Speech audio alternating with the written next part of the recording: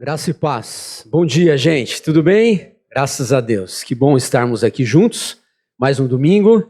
Vendo aí alguns rostinhos aí conhecidos e outros novos também, que como o pastor Edgar ressaltou aí, é muito bom receber visitas, né? Vamos dar sequência então à nossa mensagem. Nós não vamos falar hoje, agora de manhã, sobre a nossa série. Nós voltaremos domingo que vem para finalizá-la. Mas a gente sempre reserva aí a cada 2, 3 meses um domingo para nós reforçarmos os conceitos que nós temos sobre visão de igreja, tá bom? Então nós chamamos isso do Dia da Visão. Então nós temos aí um PPT para nos orientar. Ok, então essa daí é a arte que os meninos prepararam para nós. E não sei se dá para ler, mas aqui embaixo fala sobre alguns propósitos que a igreja tem, né? Ser uma igreja acolhedora, uma igreja bíblica, relevante, né? Uma igreja em pequenos grupos e engajada. Então tudo isso é o que a gente espera de igreja, ok? Então muito bem. Especificamente hoje nós vamos falar sobre ciclos de reprodução. O que será que é isso, né? E o que isso tem a ver com a visão da igreja? Tem muito a ver porque a igreja pensa sempre em crescimento, em reprodução, e nós entendemos que esse é um modelo bíblico para a igreja, ok? Deus não espera a sua igreja estagnada, Deus espera que a sua igreja se reproduza. E aí nós vamos ver então como isso acontece em ciclos. Eu quero convidá-los então para nós lermos Romanos, capítulo 5. Então se você trouxe a sua Bíblia, ou abra aí o seu aplicativo, na carta de Paulo aos Romanos, no capítulo 5, e eu vou ler aqui na versão NVI.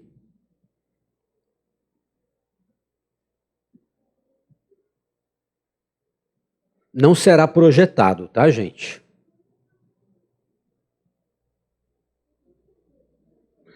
Muito bem, Romanos capítulo 5 diz assim: tendo sido, pois, justificados pela fé, temos paz com Deus por nosso Senhor Jesus Cristo, por meio de quem obtivemos acesso pela fé a esta graça na qual agora estamos firmes, e nos gloriamos na esperança da glória de Deus.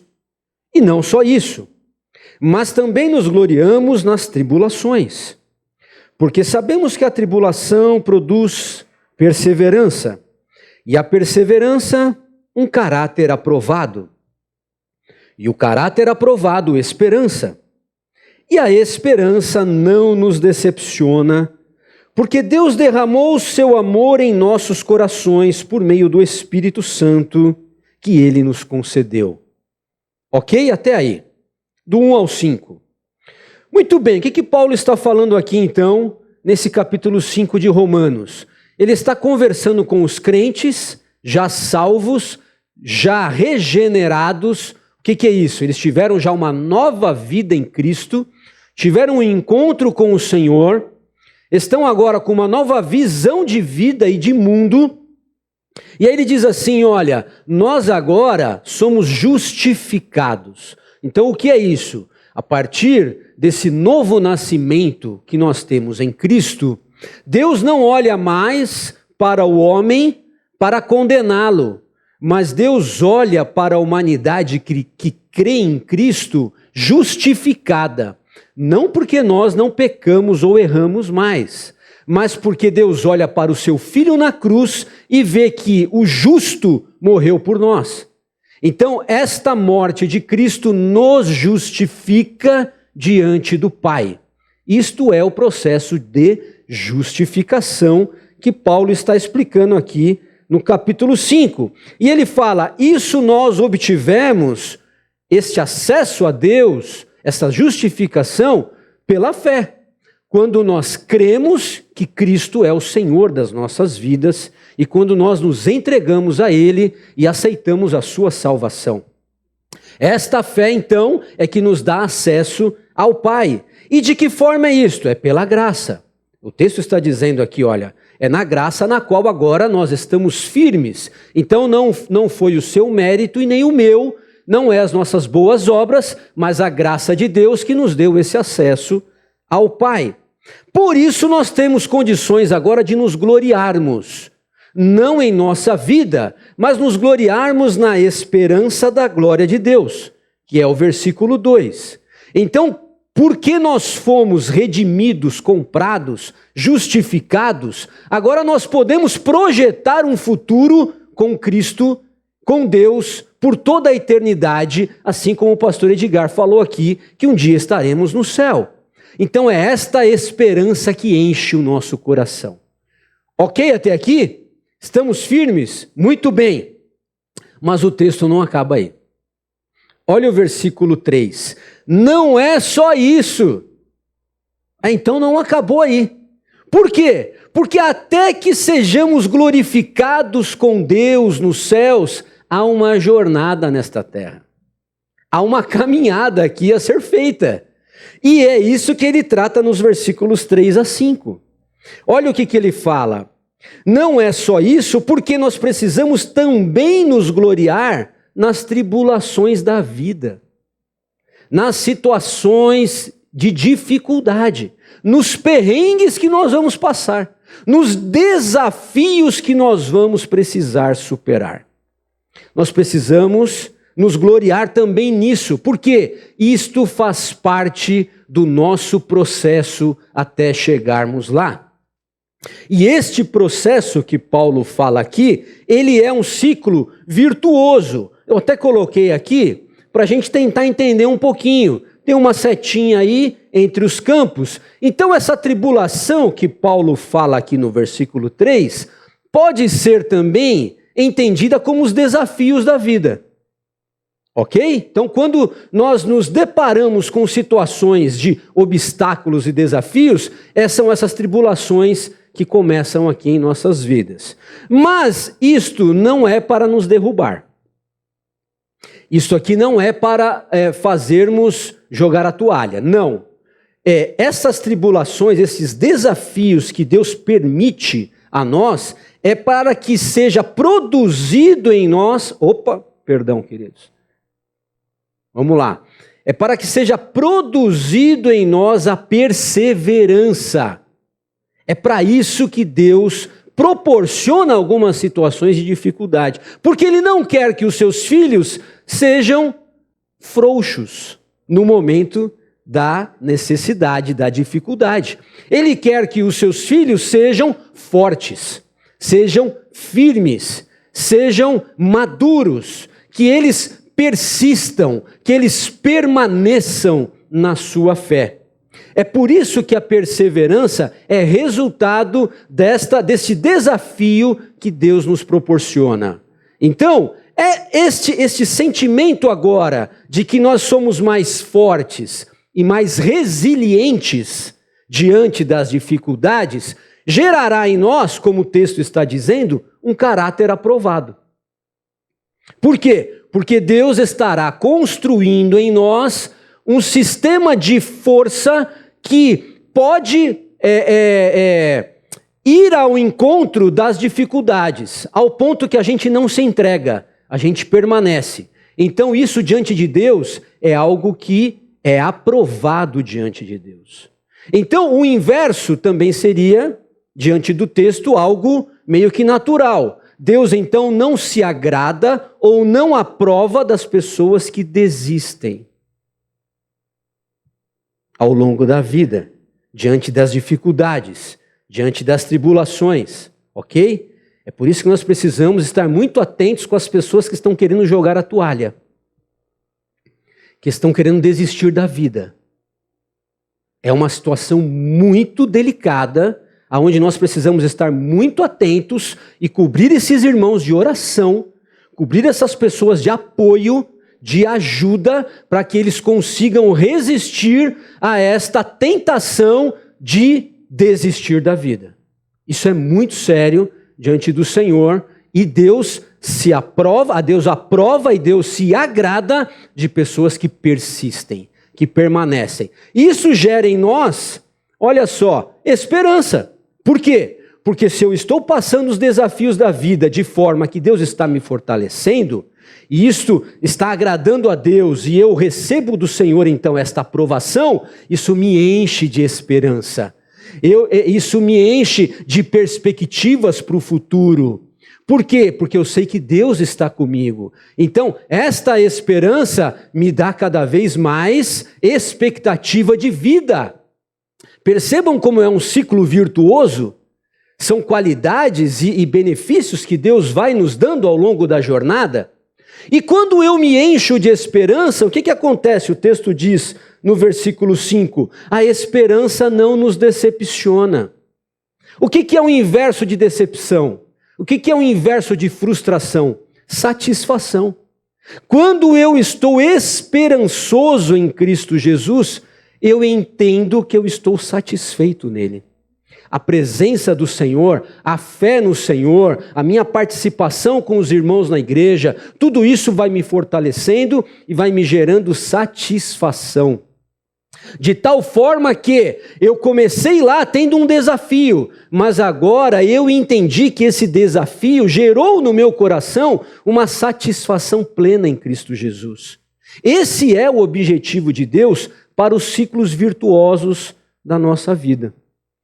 Esse texto, ele é muito importante para a gente entender um pouco da visão de igreja. Então, se nós formos aqui olhar para os ciclos da nossa vida, nós vamos entender que esse é mais ou menos um padrão que se replica. Olha só, eu entro então na dificuldade, eu entro então num desafio, num obstáculo, eu analiso aquele cenário, eu analiso aquela situação e eu me adapto a ele, ok? Eu preciso me adaptar a este cenário para poder prosseguir. Então, exemplo, vamos dizer que eu entre aqui numa fase de desemprego. Eu analiso os meus custos, os meus gastos, me adapto a um novo padrão de vida, porque é necessário, ok? Eu não posso continuar gastando como eu gastava antes, porque agora eu não tenho a renda que eu tinha antes. E aí, com isso, eu aprendo que essa situação tem me gerado agora uma nova forma de ver a vida. Por quê? Porque essa dificuldade me fez aprender a lidar com um cenário que eu não estava acostumado. Eu saí da minha zona de conforto e fui desafiado a então me adaptar num cenário novo. Desta forma, e depois que eu aprendo isso, eu posso então comunicar aos outros o que eu estou passando, o que eu aprendi. E isso então gera um ciclo virtuoso de aprendizado uns aos outros. Então eu passei por uma situação difícil, eu analisei aquele cenário, Deus me deu capacidade de adaptação a ele, eu aprendi com isso.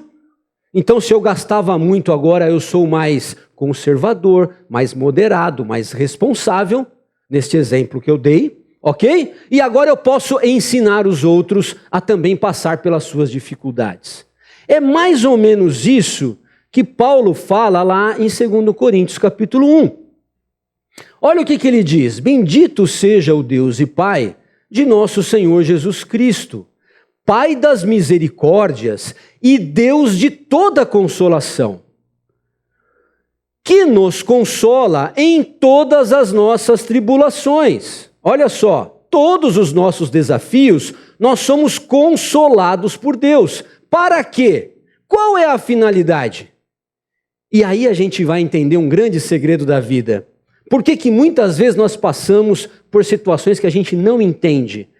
Para que com a consolação que recebemos de Deus, possamos consolar os que estão passando por tribulações semelhantes. Vocês já pararam para pensar nisso? Que muitas das vezes as situações que acontecem com a sua vida é porque Deus quer te dar uma experiência nesta área para que você possa socorrer outros que também vão passar por isso? Já pararam para pensar nisso? Isso é muito sério e é muito poderoso. Eu comecei a entender isso quando eu comecei a passar algumas situações difíceis na vida. Por quê? Porque quando eu tinha 20 e poucos anos e eu vi o meu pai sendo assassinado na minha frente, até então eu não tinha ideia do que era uma dor como esta. Depois que eu passei por isso e fui consolado por Deus, eu pude ao longo dos anos consolar muitas outras pessoas que também tiveram perdas assim. Eu não tinha muita compreensão de pessoas com depressão. A gente não tem noção disso. Até que algumas pessoas perto de nós começam a sentir esses sintomas. E a gente começa a ser mais sensível com as pessoas que estão passando por isso. Quando eu tive Covid, há meses atrás aqui, eu aprendi a me sensibilizar muito mais com os sintomas dos outros. Porque até eu estava meio distraído com tudo isso. Mas quando eu passei por isso, eu falei, uau, tem gente que está realmente sofrendo com isso e eu preciso ficar mais atento e ajudar as pessoas neste momento.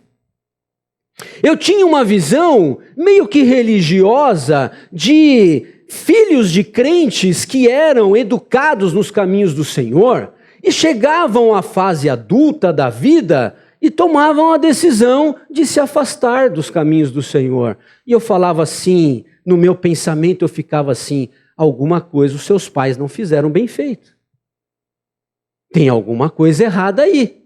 Até que aconteceu comigo. Quando o meu filho chegou na fase adulta e falou, pai, esta é a sua fé, eu preciso desenvolver a minha. Não é o meu momento de caminhar com Deus como você caminha. E aí eu comecei a entender que eu falei assim, aí eu olhei para a minha vida e eu falei assim, mas aonde foi que eu falhei? Sendo que eu segui a cartilha direitinho com os meus filhos. Então, eu começo a perceber e eu comecei a ser muito mais sensível com pais que passam por isso também. Então, percebem como Deus proporciona alguns cenários da nossa vida para que a gente fique mais empático, que a gente fique mais atencioso, para que a gente seja mais sensível com a dor do próximo? É exatamente isso que Paulo está falando aqui.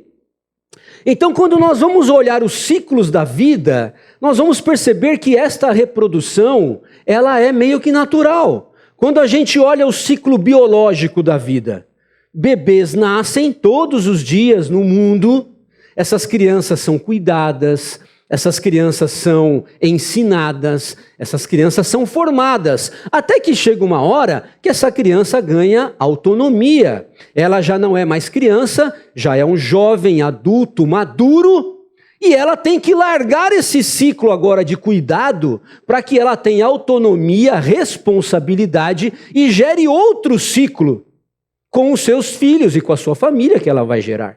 Esse é um ciclo natural da vida. É o ciclo biológico. Por isso que a gente tem que tomar muito cuidado quando nós, pais, queremos que os nossos filhos fiquem sempre dependendo de nós. Não faz sentido. É contra o ciclo nós ficarmos paparicando os filhos dentro de casa, né, para que eles não saiam, não tenham a sua vida. Não faz sentido. Ao mesmo tempo, os filhos também precisam entender que vai chegar uma hora que eles vão ter que sair do ninho. Porque senão as próximas gerações serão comprometidas. Nós precisamos entender isso. Existe o ciclo social, onde pessoas são ajudadas, seja pelo Estado, ou seja por escolas públicas, por ONGs, por instituições, ao ponto que essa pessoa consegue depois se desenvolver. E aí chega uma hora que ela fala assim, agora é a hora de eu ajudar alguém. Então eu não posso continuar sempre precisando de ajuda, sendo que agora eu posso ajudar outros. Então se gera um novo ciclo de ajuda e de apoio. O ciclo profissional talvez seja o mais conhecido. A gente recebe lá sempre nas empresas estagiários, né? Primeiro emprego, pessoas começando nova. E o que essas pessoas precisam? De formação, de atenção, de cuidado. Mas chega um momento que esses colaboradores, esses funcionários, esses profissionais vão se desenvolvendo, vão estudando, vão aprendendo, ao ponto que eles daqui a pouco estarão recebendo os novos para ensinar o trabalho. Então é um ciclo que vai girando, é um ciclo reprodutivo de conhecimento e de evolução. Tudo bem até aqui? Quando nós falamos da questão ministerial, quando nós falamos da questão espiritual, também acontece isso. E a gente precisa entender muito bem isso, e aqui a gente vai entrar com a visão da igreja. Por quê? Porque nós podemos cair na tentação de que a igreja tem que estar sempre nos suprindo, nos ajudando, nos municiando, nos ensinando, nos formando, e que eu não tenho responsabilidade alguma nesse processo. Esse é um grande erro. Por quê? Porque o ciclo do aprendizado na igreja ministerial também tem que acontecer. Então, quando nós recebemos aqui, quando a gente chega pela primeira vez na igreja e a gente é servido lá com alguém nos orientando no estacionamento, nós somos bem acolhidos aqui na recepção, pessoas cuidam dos nossos filhos para que a gente tenha total atenção aqui na palavra, não é isso? Né? Pessoas vêm aqui cantar, tocar, ok? Todos aqui estão servindo, a mídia, está tudo acontecendo. E eu estou absorvendo, eu estou recebendo. Mas chega um momento, meu querido, que você não pode continuar só recebendo. É natural que o ciclo ministerial aconteça. Vai chegar um momento que Deus vai te tocar, você a também servir.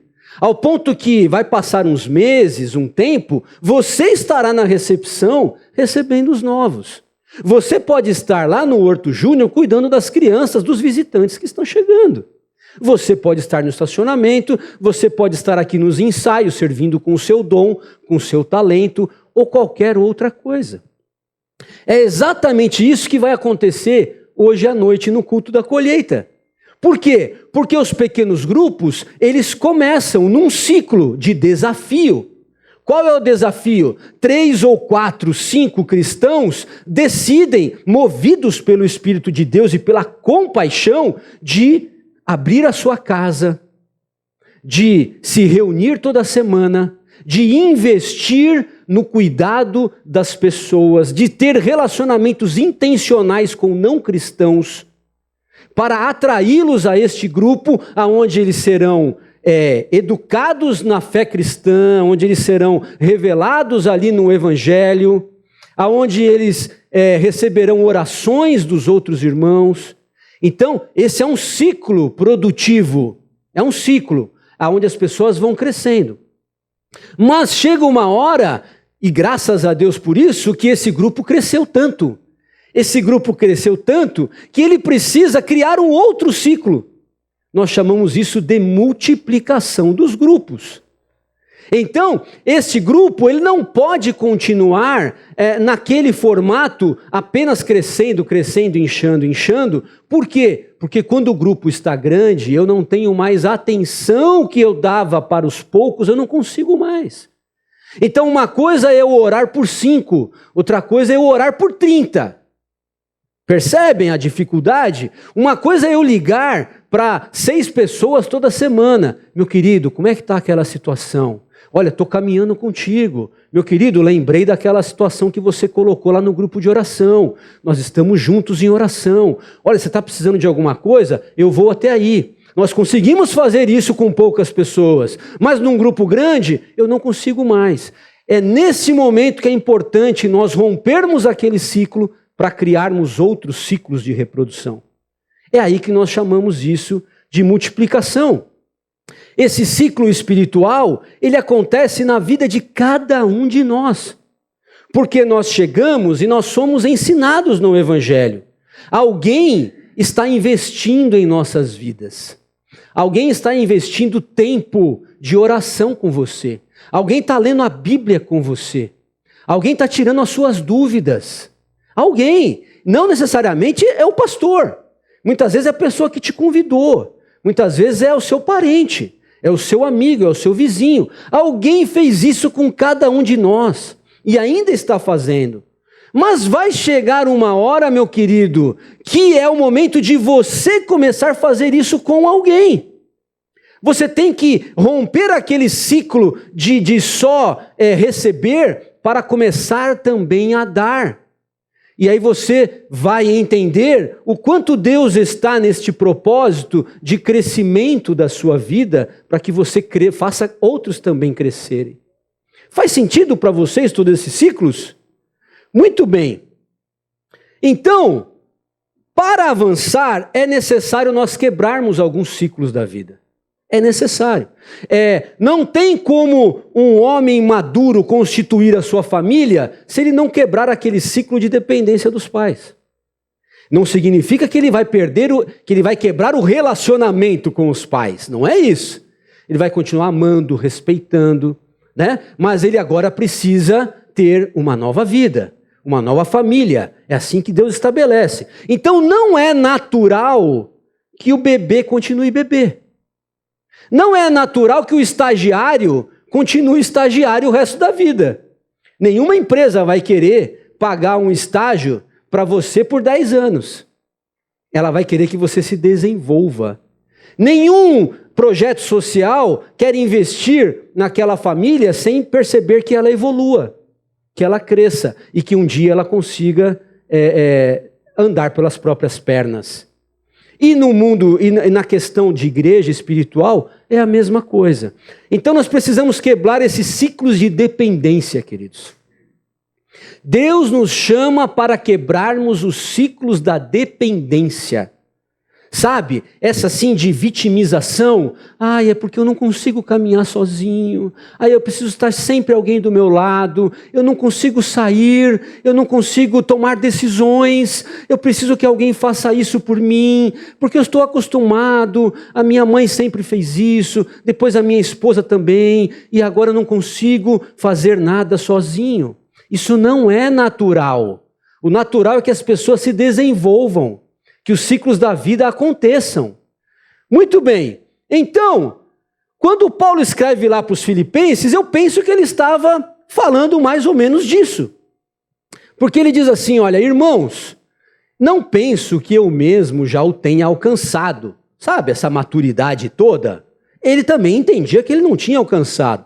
Mas uma coisa eu faço, eu esquecendo-me das coisas que ficaram para trás, e avançando para as que estão adiante, prossigo para o alvo, a fim de ganhar o prêmio do chamado celestial de Deus em Cristo Jesus. Todos nós que alcançamos a maturidade, devemos ver as coisas dessa forma. Então, o que Paulo está dizendo aqui, meu querido? É necessário que você olhe para frente, que você não fique apenas olhando para trás. Eu sei que tem situações na nossa vida que nos pegam desprevenidos. Às vezes nós perdemos pessoas próximas que desestruturam a nossa base. Parece que a gente fica sem chão. Às vezes nós investimos a vida toda numa empresa e quando nós somos desligados, a gente fica desnorteado. Eu sei que tudo isso pode acontecer conosco. E há um momento ali de acomodação. Há um momento ali onde eu preciso analisar aquele novo cenário e aprender e me adaptar com tudo isso. É natural. Mas eu não posso continuar vivendo do passado o resto da vida. Pessoas vêm, pessoas vão. Nós também, um dia partiremos. Nós precisamos preparar as pessoas que estão conosco para viverem sem nós. Nós precisamos preparar os nossos filhos para esta vida de autonomia e independência sem continuar na barra da saia da mamãe.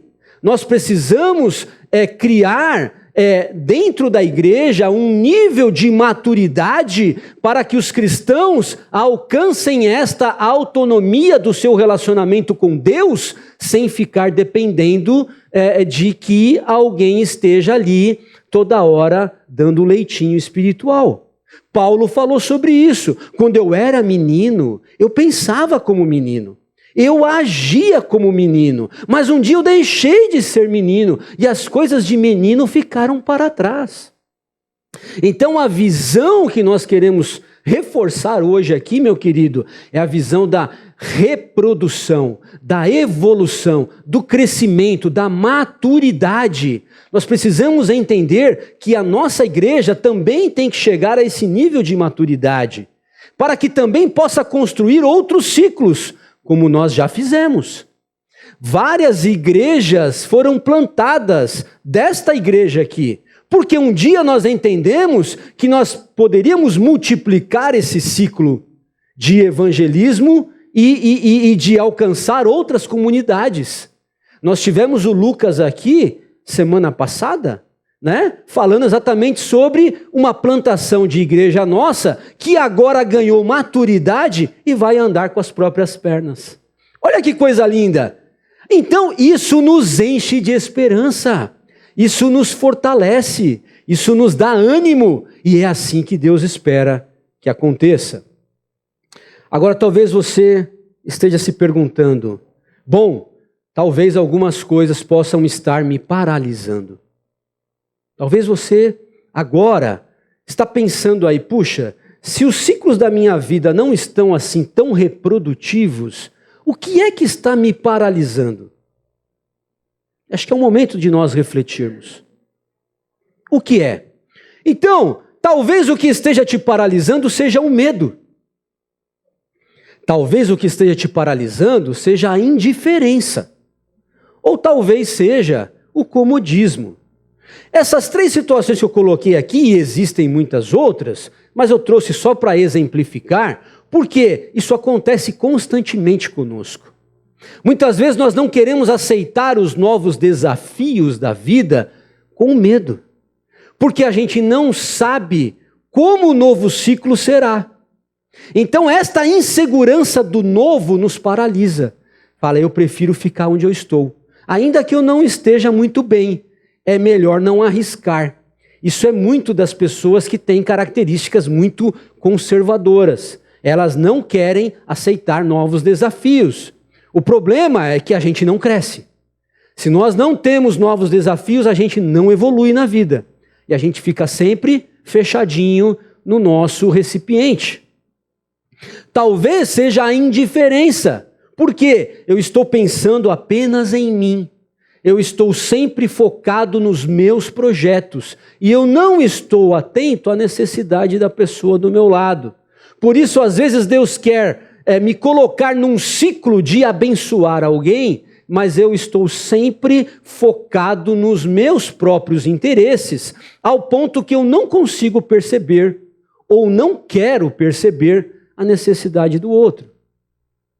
E muitas vezes o que nos paralisa é o comodismo, porque é muito gostoso nós estarmos de frente para uma lareira, com pantufas no pé, tomando um chá quentinho, com a internet livre, olha ali a Netflix rolando. Ah, queridos, quem quer sair desse cenário?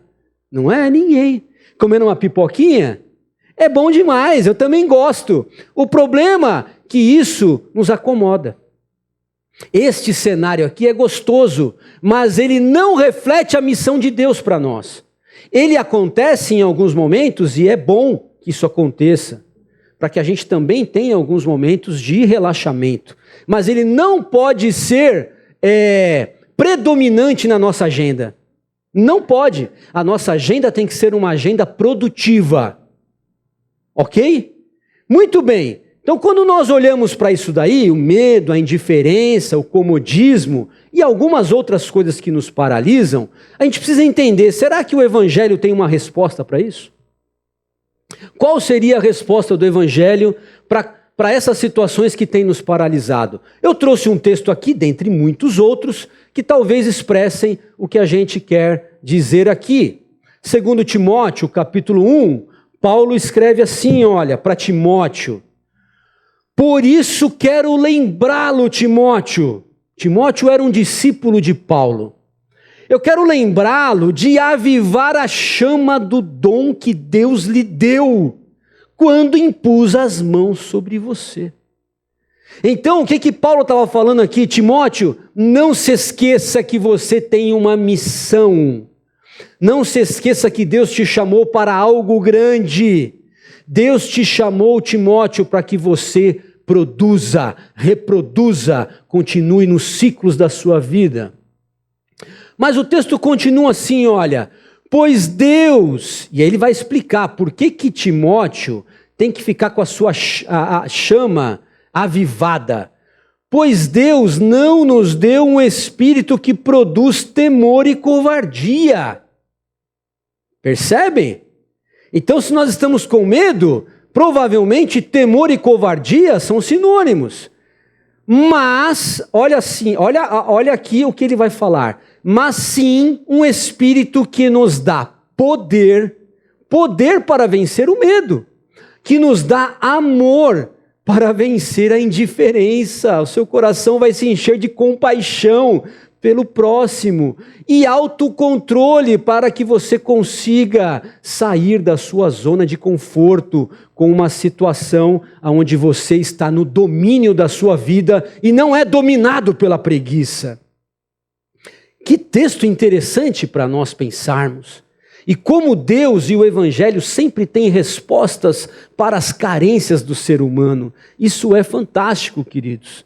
Agora, uma coisa que eu quero reforçar é que os ciclos de reprodução, eles acontecem em todas as fases da nossa vida. Por quê? Porque muitos devem estar pensando assim, talvez. Olha, Rogério, você não sabe a situação que eu estou passando.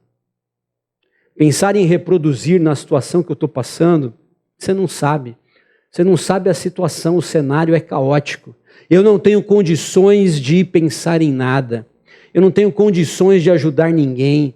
Eu estou totalmente desnorteado. Está me faltando tudo, está me faltando forças, está me faltando recursos, está me faltando equilíbrio na vida, está me faltando saúde. E aí eu vou trazer um texto aqui para nós lembrarmos que quando nós estamos em momentos de escassez, e eles acontecem na vida, Paulo escreve assim, olha, Deus é fiel, meu querido. Deus é fiel na tua vida, ainda que esteja num cenário de muita necessidade. Deus é fiel, Ele não permitirá que vocês sejam tentados, provados, tribulados aí, além do que possam suportar. Então é possível estarmos produzindo mesmo num cenário de grande dificuldade. Por quê? Não porque você é diferente, especial, porque o Espírito Santo de Deus que habita em mim e em você nos capacita para produzirmos mesmo numa terra árida, mesmo num lugar desértico. Várias parábolas de Cristo apontam para isso. Ele espera que nós estejamos sempre produzindo. Por quê? Não é a nossa produção, é a produção dele. Lembram quando nós falamos da videira verdadeira? O fruto não é nosso, o fruto é dele. Nós só precisamos estar conectados na videira. E automaticamente o fruto do Espírito aparece. Mas talvez seja o contrário. Talvez você esteja num cenário de grande fartura, de grande abundância. E você está desatento à necessidade dos outros. Talvez você está com a vida toda resolvida. Olha, eu estou bem empregado, ou eu já estou até aposentado, construí o meu patrimônio, não tenho dívidas, né? Sempre tive uma vida aí segura, então eu estou recebendo aí o meu investimento ao longo da vida. Não tem ninguém com uma doença muito séria em casa, não tem grandes confusões, então a minha vida está em paz, eu estou muito bem, ao ponto que a gente às vezes não se sensibiliza com a dor do próximo. E aí eu quero trazer para vocês um alerta. Se no primeiro texto é um consolo para quem está numa fase muito difícil, que Deus está te fortalecendo, este segundo texto é um alerta. É um alerta porque a quem muito foi dado, diz Jesus, muito será pedido. E a quem muito for confiado, ainda mais será exigido. Então, o que esse texto nos alerta? Que, meu querido, o que tem na tua mão, que Deus tem te dado, é para que você faça bom uso. Deus espera que nós sejamos bons mordomos dos recursos que Ele tem nos dado.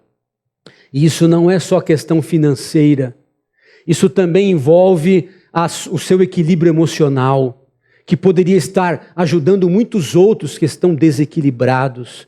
Isso ajuda na sua saúde, você poderia estar fortalecendo outros que estão doentes.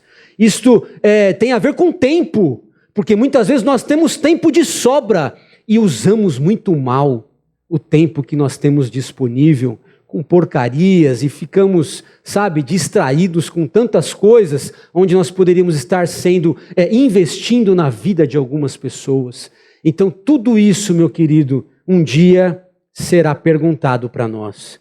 Filho, o que é que você fez com tudo isso? O que é que você fez? Para finalizar, meus queridos, eu não posso terminar uma mensagem dessa sem falando que Cristo é o nosso modelo maior de reprodução. Um dia ele veio à terra e disse: é necessário que eu morra, eu vou fechar este ciclo aqui na terra, porque com a minha morte todos vocês terão vida. Então este ciclo de reprodução de Cristo foi feito na cruz do Calvário pela minha vida e pela sua vida. Amém? Oremos então. Senhor amado, obrigado, Deus, pela tua palavra que tanto nos conforta, nos anima e nos consola. Obrigado, Deus, porque essa palavra também nos alerta, Senhor, dos desafios que nós temos pela vida. Obrigado, Pai, porque o Senhor viu em nós, Senhor, capacidade de reprodução, não porque nós somos bons, mas porque o Senhor habita em nós, e é esta vida abundante que nós temos disponível para os nossos irmãos. Pai, que o Senhor nos ajude a sermos uma igreja, Senhor, reprodutiva, Pai. Que o Senhor abençoe os nossos pequenos grupos, Senhor, para que também cresçam e se reproduzam, Pai. Ajuda cada um dos meus irmãos, Senhor, a crescer na fé, Pai, ao ponto de ensinar e fortalecer outros, Senhor. Obrigado, Deus, porque contigo nós somos vencedores. Em nome de Jesus. Amém.